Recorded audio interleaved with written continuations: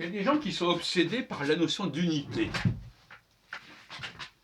Un régime unique, où tout est pareil, où tout est égal. En astrologie, ce phénomène existe également. Moi-même, j'ai été victime pendant un certain temps de cette obsession unitaire. Un cycle unique,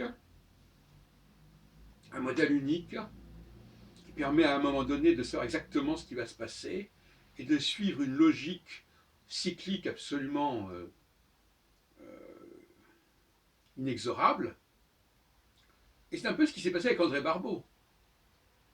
André Barbeau, avec son indice cyclique, dont il développe pour la première fois les idées en 1967, dans Les Astres et l'Histoire, propose une synthèse de tous les cycles planétaires en une seule et unique courbe.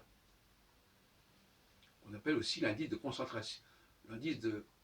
concentration planétaire. Alors c'est intéressant, c'est-à-dire qu'il prend la totalité des différents cycles et il en tire une dominante, il en tire une quintessence en quelque sorte.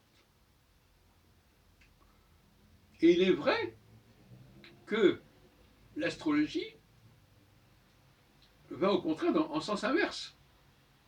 L'astrologie nous parle de différentes planètes qui ont différents cycles, et puis de personnes qui naissent à différents moments, et qui par conséquent vont être affectées différemment par les configurations. Et tout ça, ça fait désordre.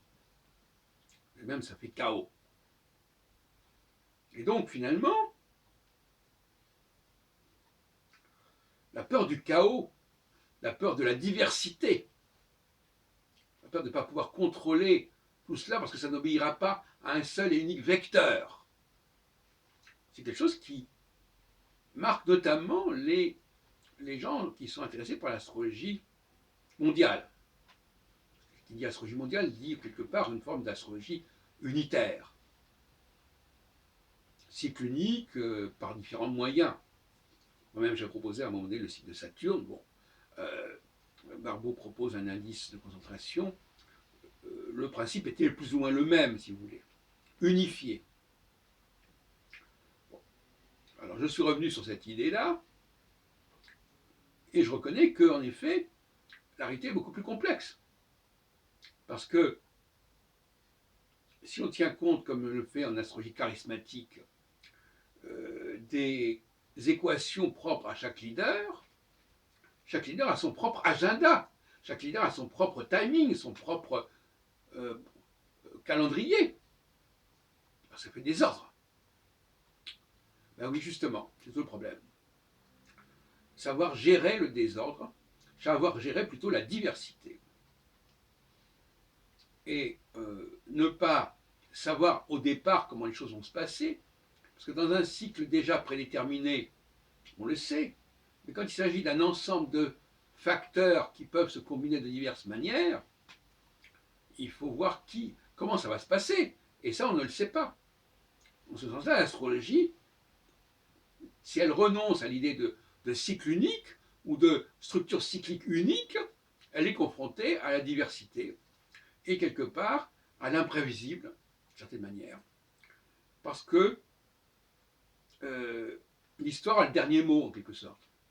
L'histoire, c'est-à-dire les configurations entre les personnes, on n'est plus dans la configuration astrale, là, les différentes personnes ayant leur propre calendrier, qui vont se mesurer les unes aux autres, et qui auront des échéances différentes.